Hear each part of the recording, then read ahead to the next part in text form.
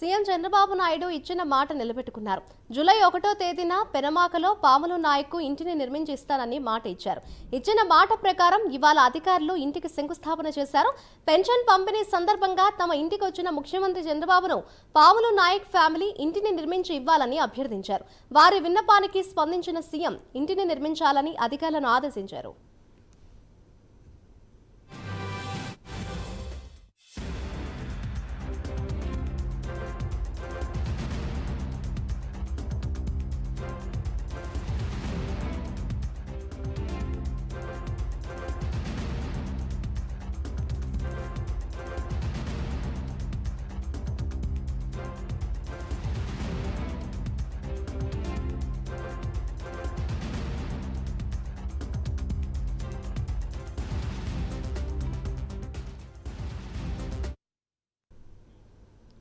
CM Chandrababu Naidu ఇచ్చిన మాట నిలబెట్టుకున్నారు. దానికి సంబంధించిన బ్రేకింగ్ న్యూస్ చూస్తున్నాం.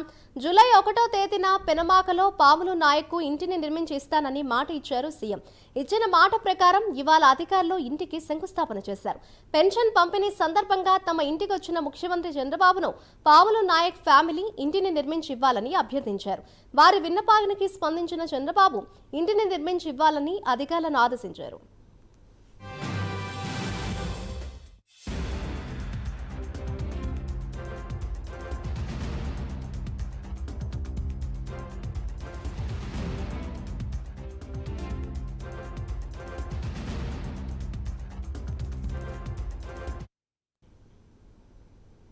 ఏపీ సీఎం చంద్రబాబు నాయుడు ఇచ్చిన మాటను నిలబెట్టుకున్నారు. ఇదే అంశంపై మరింత సమాచారాన్ని మా ప్రతినిధి రవికృష్ణ అందిస్తారు. రవికృష్ణ, చెప్పండి. సీఎం చంద్రబాబు నాయుడు ఇచ్చిన మాట ప్రకారం కూడా చూస్తే పాములు నాయకు ఇంటిని నిర్మించడానికి సంబంధించి ఇవాళ అధికారులు అయితే శంకుస్థాపన చేశారు. ఈ నేపథ్యంలో అటు పాములు నాయక్ ఫ్యామిలీ కావచ్చు, ఏ విధంగా రియాక్ట్ అవుతున్నారంటారు?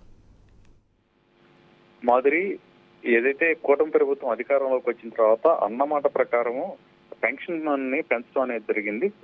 పెంచిన పెన్షన్ ని అక్కడ ఉన్నటువంటి ఎవరైతే లబ్ధిదారులు ఉంటారో వాళ్ళకి నాయకులందరూ కూడా పంపిణీ చేశారు జూలై 1వ తేదీన. ఆ సందర్భంలో సీఎం చంద్రబాబు నాయుడు ఇక్కడ ఏదైతే ఇక్కడ పెనమాక గ్రామంలో ఉన్నటువంటి ఎస్సీ కాలనీలోకి పెన్షన్ పంపిణీ కార్యక్రమంలో ఆయన పాల్గొన్నారు. ఆయన అక్కడ ఉన్నటువంటి ఎవరైతే పాములు నాయక్ అనే వ్యక్తి ఉన్నారో ఆయన ఇంటికి వెళ్లి స్వయంగా కూడా పెన్షన్ కార్యక్రమాన్ని చేపట్టారు. ఆ సందర్భంగా ఆయన ఇల్లు కనుక చూసుకున్నట్లయితే ఆయన ఇల్లు పూర్తిగా కూడా శిథిలావస్థకు చేరింది. పూరిపాకగా ఉన్నప్పటికీ కూడా దాంట్లో వర్షం పడకుండా కూడా దాని మీద తార్పాలిన్ పట్టలు వేసుకున్నటువంటి పరిస్థితి అయితే కనపడింది. ఆ ఇంట్లోకి సీఎం వెళ్ళిన తర్వాత అక్కడ కొద్దిసేపు ఈ పాముల నాయక్ తో మాట్లాడి ఈ ఇల్లు ఇలా ఎందుకు కట్టుకోలేకపోయారు అని అడిగినటువంటి సందర్భంలో ఆయన గతంలో తాను వ్యవసాయం చేసేవాడిని చెప్పి కౌలుకు తీసుకుని వ్యవసాయం చేసే సందర్భంలో పూర్తిగా కూడా నష్టపోయాను, ఆర్థికంగా కూడా తీవ్ర ఇబ్బందులు ఎదుర్కొంటున్నాను, కనీసం ఈ ఇంటిని కూడా బాగు చేపుతున్న స్థితిలో ఉన్నాను కాబట్టి తనకి ఇల్లు నిర్మించి ఇవ్వాలి, లేదా ఇంటికి సంబంధించి ఏదైనా ఇంకో ఇంటిని మంజూరు చేయాలి అని సీఎం ని కోరడం జరిగింది చంద్రబాబుని.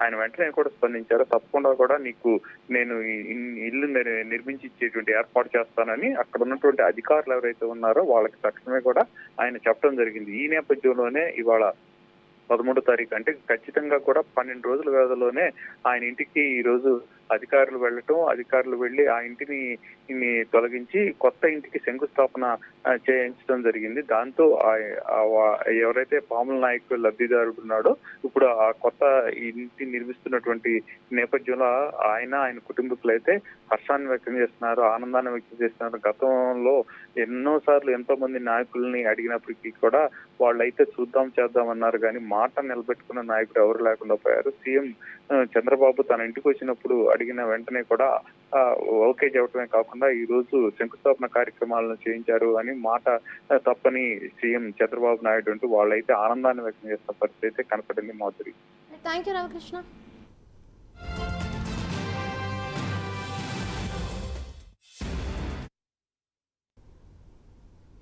మంగళగిరిలోని కొలనుకొండలోని హరే కృష్ణ గోకుల క్షేత్రానికి సీఎం చంద్రబాబు వెళ్లారు.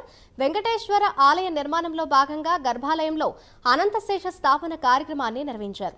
అనంతశేష స్థాపన కార్యక్రమంలో సీఎం చంద్రబాబు పాల్గొన్నారు. ఈ కార్యక్రమానికి సుప్రీంకోర్టు విశ్రాంత ప్రధాన న్యాయమూర్తి జస్టిస్ ఎన్వి రమణ హాజరయ్యారు. జీరో ప్రాపర్టీ నినాదమే తన లక్ష్యమని సీఎం చంద్రబాబు అన్నారు. రాష్ట్రాన్ని అభివృద్ధి దిశలో నడిపిస్తామని అన్నారు. తిరుమల వెంకన్న తనకు ప్రాణభిక్ష పెట్టారని చంద్రబాబు అన్నారు.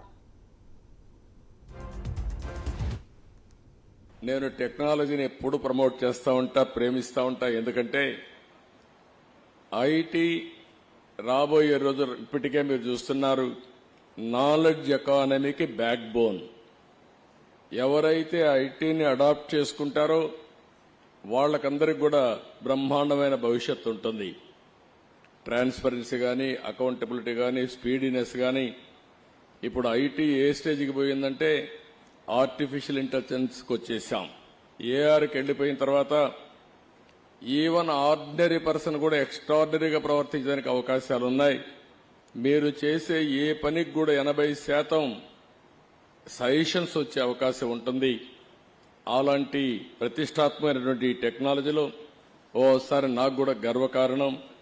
నేను 25 సంవత్సరాల కంటే ముందు దీన్ని ప్రమోట్ చేస్తే ఈరోజు ప్రపంచంలో అన్ని దేశాల్లో ఇండియన్స్ వెళ్లారు. వాళ్ళల్లో 30% తెలుగు వాళ్ళు ఉన్నారంటే ఒక తృప్తి. మనం చేసిన పని ఫలితాలు